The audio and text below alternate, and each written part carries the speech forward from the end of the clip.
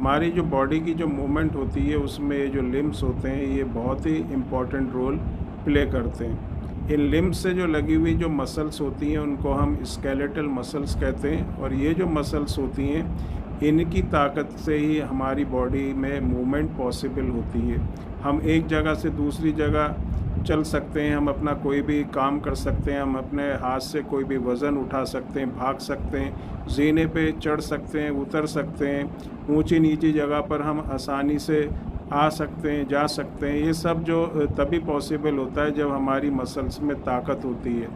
लेकिन कुछ कंडीशन ऐसी होती हैं, कुछ बीमारी ऐसी होती हैं जिसमें जो हमारी मसल्स होती हैं, ख़ास तौर से जो स्केलेटल मसल्स होती हैं वो वीक होने लगती हैं, और उसकी वीकनेस की वजह से क्या होता है, जो मूवमेंट हमारी बॉडी करती है नॉर्मल कंडीशन में वो मूवमेंट करना जो है पॉसिबल नहीं होता। और ये जो कंडीशन होती है, ये जो वीकनेस होती है, ये टाइम के साथ साथ बढ़ने लगती है, प्रोग्रेसिव होती है। और इस तरह के जो पेशेंट्स होते हैं उसमें देखा जाता है कि टाइम के साथ साथ उनका जो चलने की जो एबिलिटी होती है या बैठ के उठने की जो उनकी एक ताकत होती है वो ख़त्म होने लगती है। ये लोग जो होते हैं ये जब नीचे बैठ जाते हैं तो फिर उनका उठना जो है बहुत ही मुश्किल हो जाता है, या बहुत ही मुश्किल से सपोर्ट लेके वो उठते हैं। ज़ीना चढ़ना होता है तो वो ज़ीना नहीं चढ़ पाते, उनको बहुत ज़्यादा ज़ोर लगाना पड़ता है या सपोर्ट लेना पड़ती है।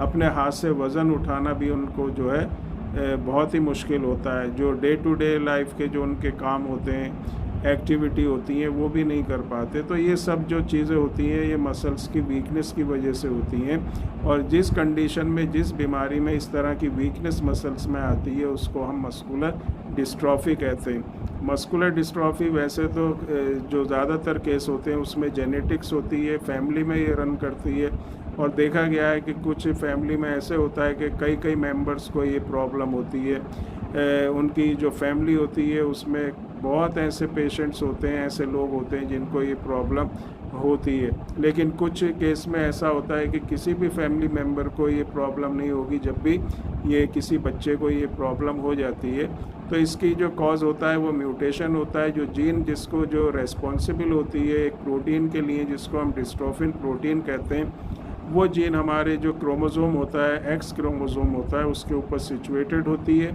और उस क्रोमोसोम के ऊपर जो ये जीन होगी उसके अंदर अगर किसी भी तरह का चेंज आएगा, उसके अंदर किसी भी तरह का म्यूटेशन आएगा, उसकी वजह से क्या होगा, जो प्रोटीन होता है डिस्ट्रोफिन प्रोटीन जो मसल्स की ताकत के लिए ज़रूरी होता है वो फिर नहीं बनता है या बहुत कम क्वांटिटी में बनता है, जिससे मांसपेशी जो है कमज़ोर होने लगती है, और ये वीकनेस जो है टाइम के साथ साथ बढ़ती ही चली जाती है।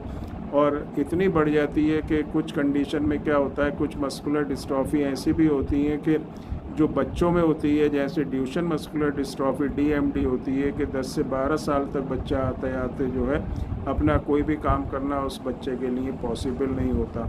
बच्चा बिल्कुल व्हील चेयर पर आ जाता है और उसकी जो मूवमेंट होती है वो बिल्कुल ही ख़त्म हो जाती है। बच्चा अपना जो काम होते हैं daily day to day life का या डेली रूटीन के जो काम होते हैं वो नहीं कर पाता, उसको पूरी तरह से फिर वो डिपेंडेंट हो जाता है दूसरों के ऊपर। उसके बाद क्या होता है कि ये तो स्केलेटल मसल्स की वीकनेस होती है, उसके बाद जो उसके इंटरनल ऑर्गन्स होते हैं वो भी वीक होने लगते हैं। उसको फिर सांस लेने में परेशानी होना और उसके साथ खाना खाने में भी परेशानी होती है, बहुत फिर कॉम्प्लिकेशन आगे चल के हो जाते हैं। तो ये जो प्रॉब्लम होती है इसी को हम मस्कुलर डिस्ट्रॉफी कहते हैं। और मस्कुलर डिस्ट्रॉफी कई तरह की होती है, कुछ जो है बहुत तेज़ी से बढ़ती है, इसमें जो एक्सॉन्स होते हैं उसमें डिलीशन होता है। अब एक्सॉन का जो डिलीशन होता है इसमें देखना पड़ता है कि कौन से नंबर के एक्सॉन में जो है डिलीशन होता है। कुछ एक्सॉन ऐसे होते हैं कि जिनके डिलीशन की वजह से ज़्यादा प्रॉब्लम जो है होती है, कुछ एक्सॉन ऐसे होते हैं जिनके डिलीशन से कम प्रॉब्लम होती है। ये सब जो है DNA टेस्ट में इसका पता करते हैं कि कौन से एक्सॉन में डिलीशन है। अब किसी भी एक्सॉन में अगर डिलीशन, एक भी एक्सॉन जो है अगर डिलीटेड होगा तो ये प्रॉब्लम आएगी, और इसकी वजह से ये जो मसल्स होती हैं वो वीक होती ही चली जाएंगी। तो इसको जो है पहली चीज़ जो होती है उसको इस तरह के जो पेशेंट होते हैं उनमें हमको जो करने वाली जो चीज़ होती है वो कि इसकी प्रोग्रेस को रोकना। ये जो बीमारी क्योंकि प्रोग्रेसिव होती है, टाइम के साथ साथ बढ़ती है, तो मेन जो पहली चीज़ होती है कि हम कुछ ऐसा करें कि आगे को ना बढ़े और कंडीशन जो है स्टेबल बनी रहे। दूसरी चीज़ जो है, स्टेबल होने के बाद जो मसल्स होती हैं उसमें हम ताकत भी लेकर आएँ, मसल्स को हम डैमेज जो मसल्स होती हैं उनको रिवाइव करें। इस तरह का भी हमको कोशिश करना चाहिए जिससे जो कंडीशन है, जो मूवमेंट है, जो पॉसिबल नहीं हो पा रहा है वो पॉसिबल हो सके। तो इस तरह हम कर सकते हैं, लेकिन इसको जो है एक कॉम्प्लिकेटेड बीमारी है, काफ़ी लंबे टाइम तक जो है इसको जो है ऑब्जर्वेशन में रखना पड़ता है इस तरह के जो पेशेंट होते हैं। और आहिस्ता आहिस्ता क्या है, इस तरह के पेशेंट को जो मेडिसिन्स दी जाती हैं उससे रिकवरी होती है।